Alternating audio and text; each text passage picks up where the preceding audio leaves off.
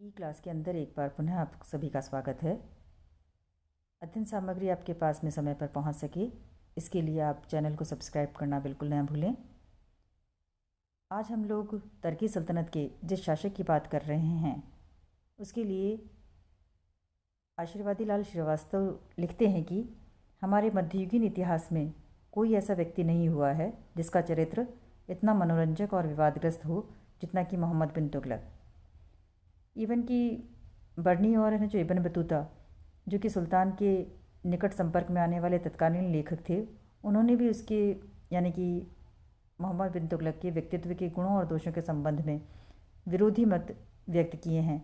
यानी कि एक तरफ उसके अंदर काफ़ी सारे गुण भी थे तो कुछ उसके अंदर उसके चरित्र के अंदर कुछ कमियां थीं। मोहम्मद बिन तुगलक गयासुद्दीन तुगलक, जो कि तुगलक वंश का संस्थापक था, उसका बड़ा पुत्र था और 1325 ईस्वी के अंदर एक दुर्घटना के अंदर गयासुद्दीन तुगलक की मृत्यु होने के उपरांत मोहम्मद तुगलक गद्दी पर बैठता है। प्रजा को उससे बड़ी बड़ी आशाएं थी और उसे भी विश्वास था कि मैं दिल्ली के पूर्व सुल्तानों की अपेक्षा अधिक सफलता प्राप्त करूंगा।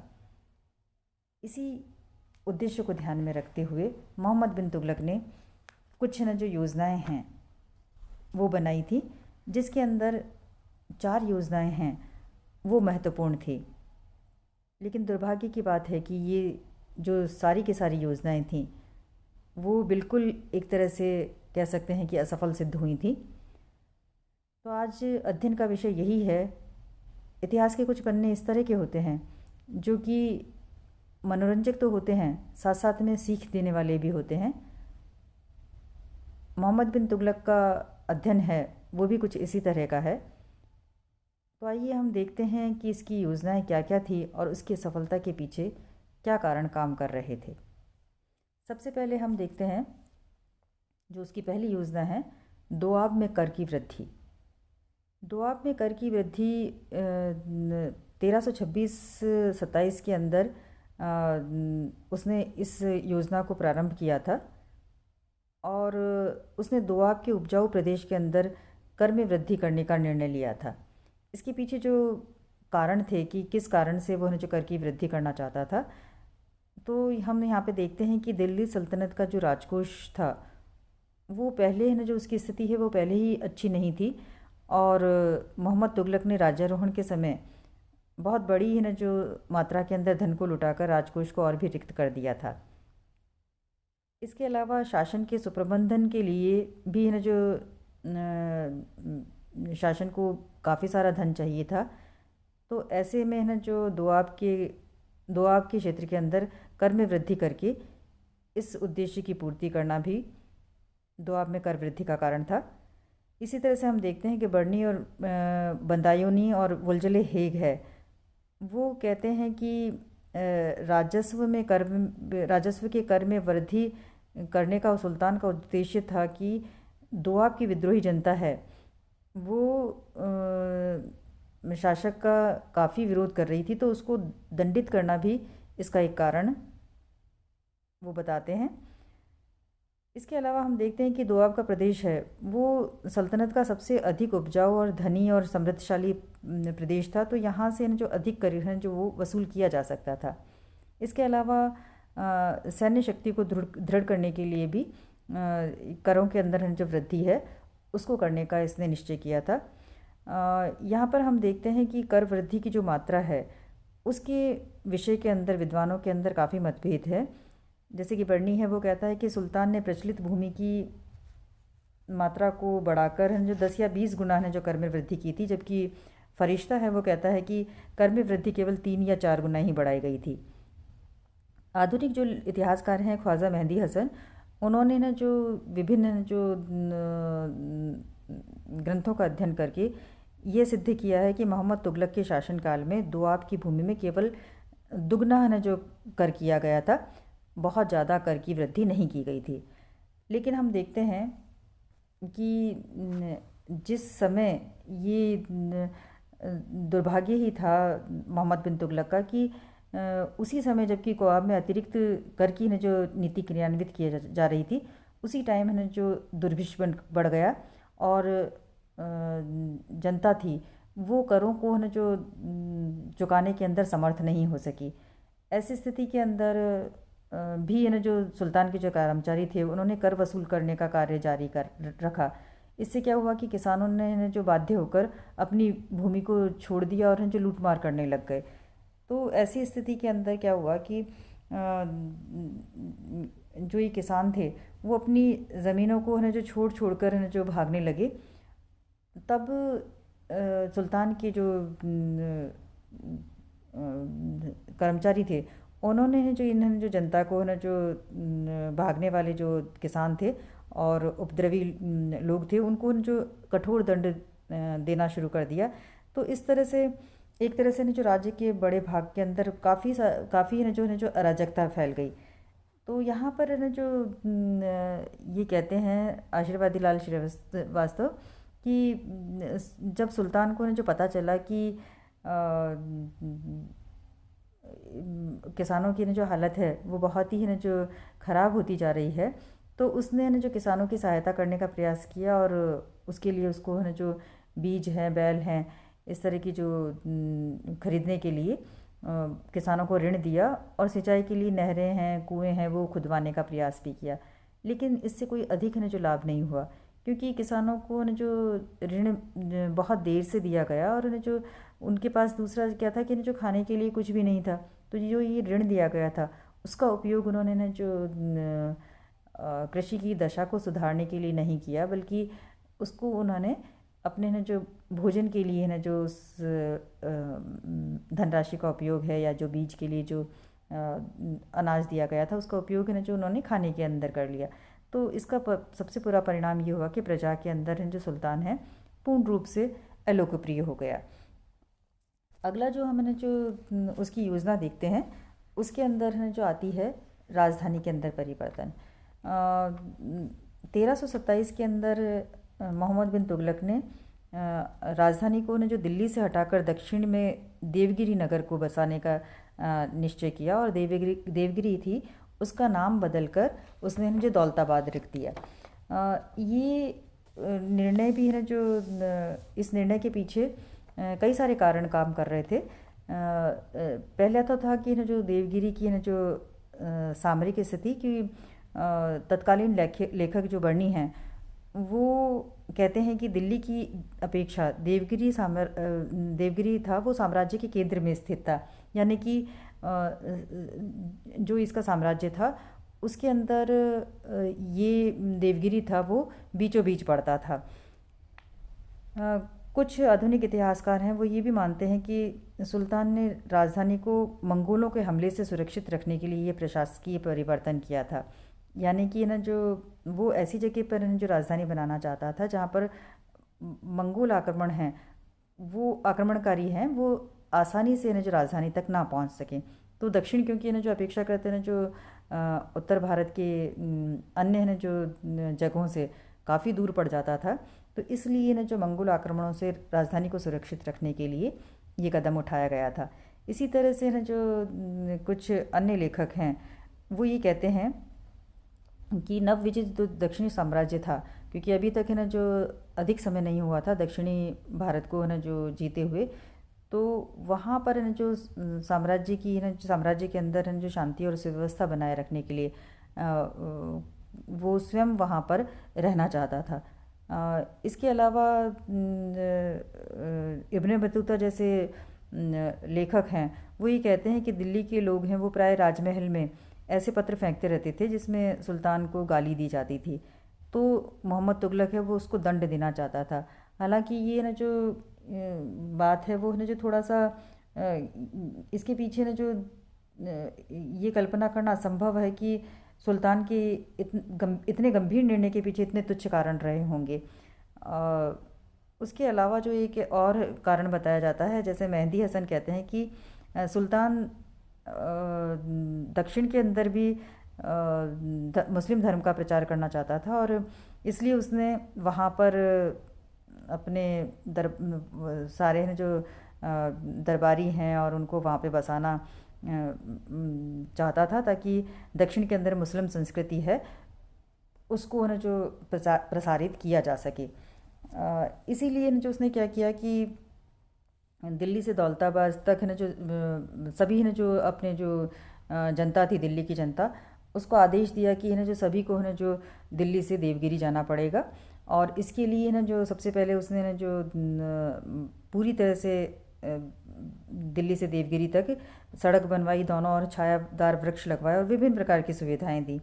लेकिन इसके बावजूद भी इतने दूर मार्ग पर, यानी कि 800 मील लंबे मार्ग पर लोगों को बहुत ही कठिनाइयों का सामना करना पड़ा। ख़ास तौर से जो बच्चे हैं, बूढ़े हैं, स्त्रियां हैं, उनकी हालत है वो बहुत ही ख़राब हो गई और काफ़ी सारे लोग हैं वो रास्ते में ही मर गए। और जो वहाँ पर हैं जो पहुँचे, उनको दक्षिण का जो वातावरण है वो पसंद नहीं आया। वो अपने आप को वहाँ पे है ना जो निर्वासित ही मानते रहे। और हम देखते हैं कि उन लोगों को ना जो दिल्ली की याद सताती थी। इसके अलावा हम देखते हैं कि कुछ ही दिनों बाद में है ना जो दिल्ली के जो उत्तरी भाग थे, वहाँ की शासन व्यवस्था बिगड़ने लगी थी। और साथ साथ में है ना जो मंगोल आक्रमणकारी हैं, उनकी है ना जो उनके हमले हैं वो भी एकाएक बढ़ गए थे।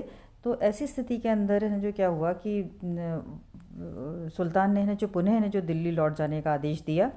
और इसके परिणाम ये हुआ कि लोगों को है जो जन और धन की भारी हानि उठानी पड़ी और जनता के अंदर सुल्तान के प्रति घृणा की भावना भी उत्पन्न हो गई। तो यहाँ पर है ना जो उसको करना ये था सुल्तान को कि बस केवल है ना जो उसको अपनी ना जो जो देवगिरी को जो राजधानी के रूप में उसका जो चुनाव था वो ठीक नहीं था, क्योंकि देवगिरी से संपूर्ण भारत पर नियंत्रण बनाए रखना संभव नहीं था। और इसके अलावा ये था कि वो पहले केवल है ना जो अपने दरबार को ही वहाँ पर ले जाता। धीरे धीरे ना जो व्यापारी हैं और जो अन्य लोग हैं वो स्वतः ही ना जो समय के साथ साथ में वहाँ पर आ जाते, तो शायद है ना जो उसको इतनी असफलता का सामना नहीं करना पड़ता। अगला जो उसने ना जो योजना थी उसकी, वो थी सांकेतिक मुद्रा का प्रचलन। देखिए ना जो भारतीय मुद्रा के इतिहास में मोहम्मद तुगलक के शासनकाल का ना जो बहुत ही है ना जो महत्वपूर्ण स्थान है। और उसको मुद्रा ढालने वालों का राजा भी कहा जाता है, यानी कि मोहम्मद बिन तुगलक है, उसको मुद्रा ढालने वालों का राजा है वो कहा जाता है। और उसने संपूर्ण मुद्रा प्रणाली के अंदर है जो काफ़ी है ना जो महत्वपूर्ण सुधार किए थे। और अनेक प्रकार के नए सिक्के हैं वो उसने है ना जो जारी किए थे, जो कि अनेक कलापूर्ण डिजाइनों और बनावट के लिए प्रसिद्ध हैं। और इसी क्रम के अंदर सांकेतिक मुद्रा जारी करना भी उसका है ना जो महत्वपूर्ण है ना जो प्रयोग था। अब है ना जो इस सांकेतिक मुद्रा है, इसको प्रसारित करने के लिए कि है ना जो पीछे आरंभ करने के पीछे है वो कई सारे कारण बताए जाते हैं। जैसे कि ना जो बर्नी कहता है कि मोहम्मद तुगलक की दानशीलता के कारण उसका है ना जो राजकोष है वो रिक्त हो गया था। और इसी के साथ साथ में क्या है कि ना जो दोआब और ना जो योजना थी उसकी, और राजधानी परिवर्तन योजना थी, उसके कारण भी ना जो काफ़ी ना जो धन है वो व्यय हो गया था और ना जो राज्य की आमदनी में कमी आ गई थी। तो उसकी पूर्ति है वो सांकेतिक मुद्रा है उसको चलाकर वो करना चाहता था। इसके अलावा ना जो नवाचार की इच्छा के अंदर हम देखते हैं कि कुछ इतिहासकारों का मत है कि उन दिनों ने जो चीन और ईरान के अंदर भी ना जो सांकेतिक मुद्रा के रूप में कागज़ की ना जो मुद्रा थी, नोट हैं, वो प्रचलित किए गए थे। तो मोहम्मद तुगलक जो कि है जो नवीनता का प्रेमी था, उसके मन में भी इस प्रकार का ना जो प्रयोग करने की इच्छा है वो उत्पन्न हुई थी। इसके अलावा क्या था कि वो एक ना जो अपने साम्राज्य विस्तार के लिए एक ना जो विशाल सेना चाहता था। तो विशाल सेना के लिए जाहिर सी बात है कि ना जो धन की आवश्यकता होती थी, तो ये धन की ना जो पूर्ति करने के लिए वो सांकेतिक मुद्रा है उसको है ना जो चलाना चाहता था। इसके अलावा मेहदी हसन के अनुसार उस समय ना जो लगभग सारे ही विश्व के अंदर चांदी की कमी हो रही थी। तो चांदी के अभाव के कारण भी ना जो उसने ना जो सुल्तान ने है वो सांकेतिक मुद्रा है ना जो चलाने का निश्चय किया। तो ये सभी कारणों से प्रेरित होकर जो सुल्तान ने तांबे के सिक्के प्रचलित तो कर दिए, लेकिन उसने सरकारी टकसाल के ऊपर जो राज्य का एकाधिकार नहीं रखा। और इससे है ना जो क्या है कि है ना जो जाली सिक्के के है ना जो कि है ना जो पूरी के पूरे जो राज्य के अंदर भरमार हो गई, और है ना जो सभी तरह के एक तरह से कह सकते हैं कि चारों ओर है ना जो काफ़ी है ना जो जैसे बर्नी लिखता है कि प्रत्येक हिंदू का घर है वो टकसाल बन गया। अब ये विश्वास करने का कोई कारण नहीं है कि जिस प्रलोभन में हिंदू फंस गए थे उससे मुसलमान भी बचे रहे होंगे। यानी कि ना जो सभी ना जो लोग हैं उन्होंने अपने घर के अंदर ही ना जो एक तरह से जो टकसाल बना ली। टकसाल यानी कि जो चांदी के वो सॉरी सिक्के ढालने की ना जो मशीनें लगा ली, और लोगों ने सोने और चांदी के सिक्कों को छिपा कर रखना प्रारंभ कर दिया। और वो है जो जो राज्य के द्वारा जो कर दिया जाता था वो है जो इसी ने जो सांकेतिक सिक्कों के रूप में देने लगे। इसी तरह से जो विदेशी व्यापार थे वो भारतीय वस्तुओं को खरीदते समय तो सांकेतिक मुद्रा का प्रयोग करते थे, लेकिन जब अपना माल बेचते थे तो उस समय ने जो ये जो नए सिक्के थे उनको वो स्वीकार नहीं करते थे। तो इस तरह से ने जो सारा का सारा व्यापार है वो चौपट हो गया और हर प्रकार के कारोबार के अंदर बाधाएं पड़ने लगी। हालत ये हो गई कि सोने और चांदी के सिक्के दुर्लभ हो गए, और चारों ओर एक तरह से कह सकते हैं कि भयंकर अव्यवस्था है वो फैल गई। तो विवश होकर जो राजा है सुल्तान है उसने जो सांकेतिक मुद्रा के न जो योजना थी उसको वापस ले ली, और उसने आज्ञा निकाली कि लोग राजकोष से न जो चांदी के सिक्के हैं वो जमा कराएं और सोने चांदी के सिक्के ले जाएं। तो इस तरह से न जो इसका परिणाम ये निकला कि न जो एक राजकोष है वो पूरी तरह से न जो वैसे ही न जो काफ़ी न जो उसके अंदर न जो कमी थी, और अब न जो उसके अंदर न जो काफ़ी रिक्त हो गया वो। तो इसकी जो योजना थी उसके सफलता के जो कारण थे उसके अंदर थी कि योजना समय से बहुत आगे की थी। आम जनता है उसका महत्व है वो समझ नहीं पाई थी, और दूसरी चीज़ है कि जो सुल्तान था उसने आम जनता को इस योजना का महत्व समझाया भी नहीं था, उनको विश्वास में भी नहीं लिया था।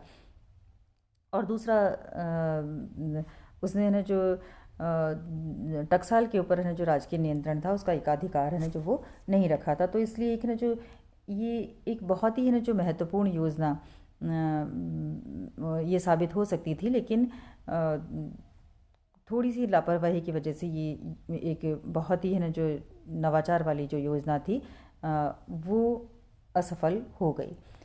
आगे हम देखते हैं कि खुरासान और कराजाल अभियान। इन योजनाओं के असफल होने पर भी सुल्तान था उसने नई नई योजनाएं बनाना है वो नहीं छोड़ा था। जब 1337 ईस्वी में उसको मालूम हुआ कि खुरासान के वजीर और बादशाह के बीच में आपसी तनाव के कारण उस देश की आंतरिक स्थिति है वो दुर्बल हो गई है, तो उसने ना जो मध्य एशिया के शासक और जो मिस्र के बादशाह के साथ में ना जो मिलकर उसको अपना है जो प्रभाव क्षेत्र है जो बढ़ाने का इसको है जो उचित अवसर समझा, और उसने खुरासान पर चढ़ाई करने के लिए लगभग जो 3,70,000 सैनिकों की एक विशाल सेना तैयार की, और उस फौज को न जो 1 वर्ष का अग्रिम है जो वेतन है वो दिया। और इस बीच के अंदर उसने सेना का कोई उपयोग नहीं किया। इसी बीच में क्या है कि न जो मिस्र के शासक ने खुरासान के शासक से संधि कर ली, और ऐसी स्थितियां बनी कि न जो खुरासान की स्थितियां हैं वो अनुकूल हो गई, और सुल्तान के लिए न जो ये सारी की सारी स्थितियां थी वो प्रतिकूल हो गई। तो इस चीज़ को देखते हुए उसके अंदर थोड़ी सी न जो बुद्धि जरूर आ गई कि न जो उसने ये योजना है वो स्थगित कर दी। लेकिन इससे न जो उसको काफ़ी आर्थिक हानि हुई, और उसने जो अपनी जो विशाल सेना जो ये इकट्ठा की थी उसके अंदर जो लगभग आधी सेना है उसको उसने जो बर्खास्त कर दिया, और इससे लोगों के अंदर बेकारी और असंतोष है वो बढ़ गया। इसके बाद में भी उसने जो वो यहीं तक नहीं रुका, और उसने जो सुल्तान के मन में है जो अन्य देशों को विजय करने की लालसा है वो बनी रही। इसी क्रम के अंदर उसने क्या किया कि न जो कराजाल के अंदर यानी कि न जो भारत के हिमालय के तलहटी में जो कुल्लू प्रदेश है उसकी विजय करने को का निश्चय किया, और उसने अपने भतीजे मलिक खुसरो के नेतृत्व में 1 लाख सैनिकों की एक विशाल सेना है वो है ना जो कुल्लू के अंदर या कराजाल के अंदर भेजी। प्रारंभिक है ना जो समय के अंदर है ना जो खुसरो को है ना जो कुछ सफलता भी प्राप्त हुई और उसने ना जो कराजाल के ऊपर है ना जो अपना है ना जो आधिपत्य स्थापित कर लिया। और उसकी जो कराजल का जो राजा था उसने न जो दिल्ली का आधिपत्य है न जो स्वीकार कर लिया और उसको युद्ध संधि के रूप के अंदर है जो काफ़ी है न जो धन भी है न जो प्रदान किया। लेकिन खुसरो था कि न जो आगे बढ़ता ही गया। और उस समय जो क्योंकि जो सर्दियाँ आ गई थी तो इस समय न जो प्राकृतिक विपदा का सामना करना पड़ा और साथ साथ में सेना के अंदर न जो महामारी भी न जो हो गई। तो ऐसी स्थिति के अंदर सेना की स्थिति थी वो बहुत ही गंभीर हो गई और उनको न जो लौटने पर विवश होना पड़ा। लौटती हुई सेना के ऊपर कराजाल के लोगों ने एकाएक आक्रमण किया और पत्थरों से वर्षा करके उनको खदेड़ा। तो ये अभियान है इतना विनाशकारी सिद्ध हुआ कि कहते हैं कि 1 लाख की फौज में से केवल 3 ही सैनिक बचकर वापस पहुंचे थे। और आरसी मजूमदार हैं जो कहते हैं कि इस अभियान के परिणाम स्वरूप सुल्तान की सैनिक शक्ति को इतना धक्का लगा कि वो इसके बाद में कभी भी शत्रु के विरुद्ध इतनी बड़ी सेना को संगठित नहीं कर सका। तो हम देखते हैं कि इस तरह से ये अभियान है वो भी न जो असफल सिद्ध हो गया था। तो इस तरह से एक के बाद एक सारे न जो अभियान जब असफल हुए तो हमको ये देखना है जो आवश्यक हो जाता है कि इतनी बड़ी बड़ी जो योजनाएं बनाई गई थी उसकी असफलता के पीछे न जो कारण क्या थे। तो असफलताओं के कारणों के अंदर हम न जो देखने लगते हैं तो सबसे पहले हमको दिखाई देता है कि सुल्तान के चारित्रिक दोष है। क्योंकि सुल्तान के अंदर क्या था कि न जो बिल्कुल भी धैर्य नहीं था, दृढ़ निश्चय, दूरदर्शिता, विवेक, बुद्धि और व्यवहारिक ज्ञान का उसके अंदर नितांत अभाव था। वो अपनी योजनाओं को आरंभ करने से पहले न जो परिणाम के बारे में न जो बिल्कुल भी नहीं सोचता था और उसको ये भी नहीं सोचता था कि कौन सी योजना किस समय पर आरंभ की जाए। इसलिए न जो अच्छी योजनाएं भी न जो सफलतापूर्वक है वो लागू नहीं की जा सकी थी। इसके अलावा न जो सुल्तान के अंदर न जो उसका स्वभाव था वो भी बहुत है न जो गुस्सैल था और साधारण से अपराधों पर भी वो बड़े बड़े न जो दंड दे देता था। इसके परिणाम स्वरूप न जो वो न जो लोगों के अंदर न जो काफ़ी अलोकप्रिय हो गया था। दूसरा जो कारण देखते हैं वो है परिस्थितियों का दोष। ईश्वरी प्रसाद कहते हैं कि सुल्तान की योजनाओं की विफलता के लिए परिस्थितियां भी दोषी थीं जिन पर सुल्तान का कोई नियंत्रण नहीं था। जैसे दोआब में अकाल पड़ना, कराजल अभियान के अंदर हुई क्षति जिसके अंदर भी न जो प्रकृति की मार की वजह से और महामारी की वजह से उसको न जो क्षति हुई थी। तो खुरासान विजय की योजना, तो इन सारी न जो मतलब न जो चीज़ों के लिए जो परिस्थितियां ही उत्तरदायी थी। इसके अलावा हम देखते हैं कि उसकी जो योजनाएं थीं वो समय से बहुत आगे थी क्योंकि सुल्तान है अपने समय से बहुत आगे की सोचता था। जबकि वैचारिक दृष्टि से उसकी प्रजा थी और उसके मंत्री थे वो पिछड़े हुए थे। लेकिन साथ साथ में वो किसी को अपनी जो योजनाएं थीं उनकी महत्व को जो समझा भी नहीं पाया था। इसके अलावा हम देखते हैं कि उलेमा वर्ग का विरोध। सुल्तान क्योंकि न जो सुल्तान का जो धार्मिक दृष्टिकोण था वो उदार और सहिष्णुता का था। वो न जो हर धर्म के न जो लोगों के साथ में न जो बहुत ही न जो अच्छे से पेश आता था और हर तरह के हर धर्म के जो लोग थे उनको उसने न जो ऊंचे ऊंचे पदों को दे रखा था। तो ऐसे के अंदर जो उलेमा वर्ग था यानी कि जो मुस्लिम है न जो धार्मिक वर्ग है उसको है न जो उलेमा कहा जाता है। तो ये न जो वर्ग था वो लोग हैं जो सुल्तान से नाराज़ थे। इसी तरह से न जो दोषी पाए जाने वाले उलेमाओं को भी वो कठोर दंड दे दिया करता था और उसको राजनीति में हस्तक्षेप करने की भी अनुमति नहीं देता था। तो इस तरह से ये जो उलेमा वर्ग थे वो उन्होंने न जो सुल्तान की योजनाओं की क्रियान्विति में तो किसी प्रकार का योगदान नहीं दिया, लेकिन जनता को न जो उसके विरोध के अंदर जो भड़काने के लिए उन्होंने जो लगातार न जो जनता को सुल्तान के विरुद्ध न जो भड़काते रहे और उनके अंदर असंतोष पैदा करते रहे। अगला है न जो अंतिम कारण है वो परामर्शदाताओं की उपेक्षा। क्योंकि देखिए न जो जब भी है न जो कोई इस तरह की योजनाएं बनती हैं तो उसके लिए न जो ज़रूरी होता है कि न जो सभी लोगों का परामर्श लिया जाए और सभी लोगों को अपने विश्वास के अंदर लिया जाए। क्योंकि सुल्तान है वो मानव है न जो चरित्र का पाखी नहीं था, इसलिए न जो प्रशासन के अंदर वो योग्य व्यक्तियों की नियुक्ति नहीं कर सका था और जिन लोगों के ऊपर उसने विश्वास किया था उन्होंने उसको जो धोखा दिया था, और इसी कारण से जो सुल्तान है अपनी योजनाओं को सफलतापूर्वक लागू नहीं कर सका था। धन्यवाद।